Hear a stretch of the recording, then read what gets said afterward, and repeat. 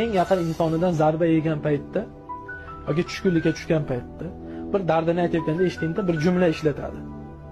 Ichim og'ridi deydi. Yoki qalbim og'ridi deydi.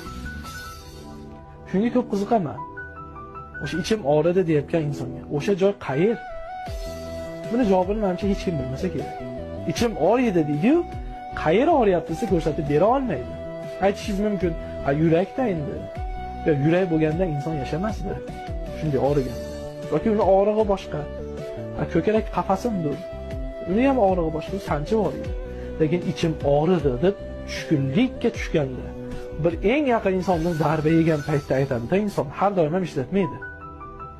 Xo'p, qayer bo'lmasam shu. Ichim og'riyapti deyapti. Qayer desangiz ko'rsatib beraman deyapti. Keltirgan misollari qolipga tushunayapti. Nimaga bunday deydi desa, chunki bu joyda faqatgina Alloh taolo o'zi biladi. Shuning uchun inson ko'rsatib bera olmaydi. Nima demoqchisiz?